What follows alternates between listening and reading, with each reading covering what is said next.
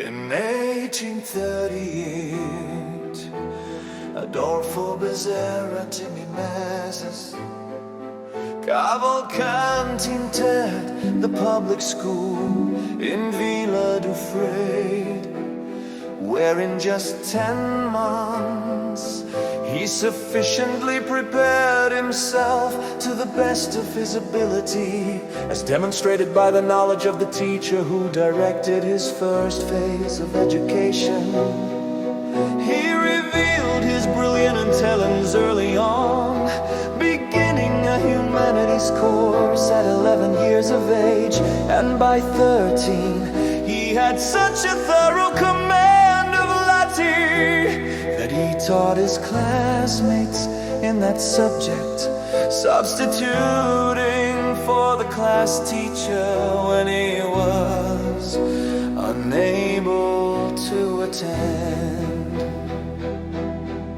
With the meager sum given to him by his relatives, and driven by the determination to overcome all obstacles, Bezerra de Menezes left for Rio de Janeiro to pursue the career his calling inspired him: medicine.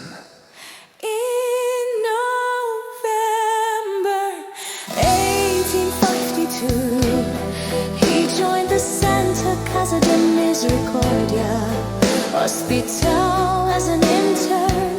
He received his doctorate in 1886 from the Rio de Janeiro School of Medicine, defending his thesis diagnosis of cancer.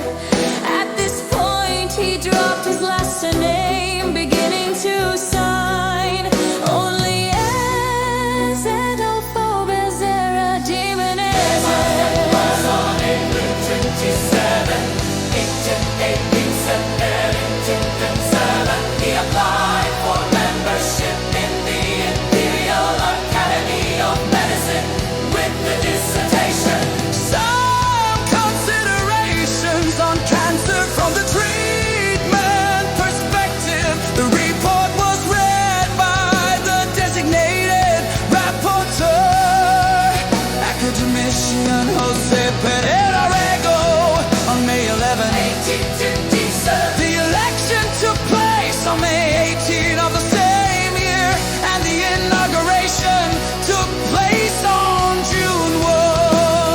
1815. He applied for a position as a substitute professor in the surgery section of the Faculty of Medicine, through the intercession of Master Manuel Feliciano, then chief surgeon of the army. Was appointed his assistant with the rank of surgeon lieutenant. Elected municipal councilor for the Liberal Party in 1861. His election was challenged by the conservative leader, Haddock Lobo, on the grounds that he was a military doctor.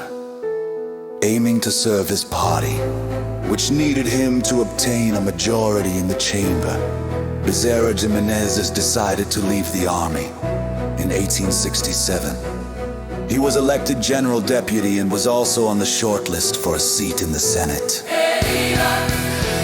As a politician, as happens with all honest politicians, a torrent of insults poured out against him, covering his name with abuse. However, the proof of his purity of soul came when, abandoning public life, he went to live for the poor, sharing the little he possessed with those in need.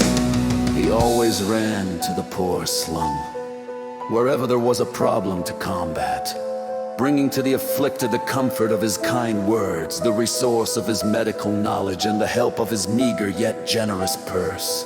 Temporarily diverted from political activity and dedicating himself to business ventures, he created the Macai Campos Railway Company in what was then the province of Rio de Janeiro. He later dedicating himself to the construction of the Antonio de Padua Railway, a necessary step in fulfilling his unfulfilled desire to extend it to the Rio Doce. He was one of the directors of the architectural company that, in E72, opened the Boulevard 28 de Setembro. September 28th Boulevard. In the then Villa Isabel neighborhood, whose name paid homage to Princess Isabel in the tea set and fell. In what he has signified. He was president of the Compañía Carril Cristóbal. So Cristo, why Roma Bambino? Compañía Carril Cristóbal.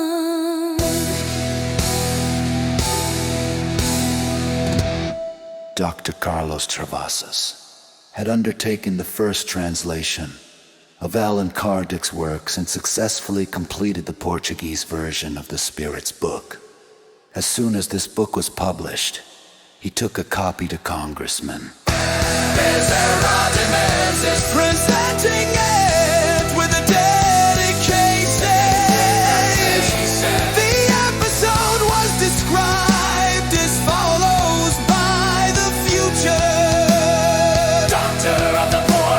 It was given to me in the city, and I lived in Tijuca, an hour's ride away by streetcar.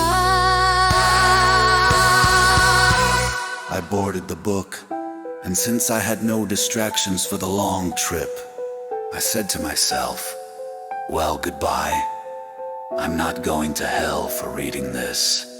Then it's ridiculous to confess ignorance of this philosophy when I've studied all the philosophical schools. Thinking this way, I open the book and immerse myself in it. As I had with the Bible I read, but I found nothing new for my spirit. Meanwhile, everything was new to me. I had already read or heard everything in the Spirit's book. I had already read or heard everything in the Spirit's book. I had already read or heard everything in the Spirit's book. I was seriously concerned about this marvelous fact and said to myself, it seems I was an unconscious spiritist, or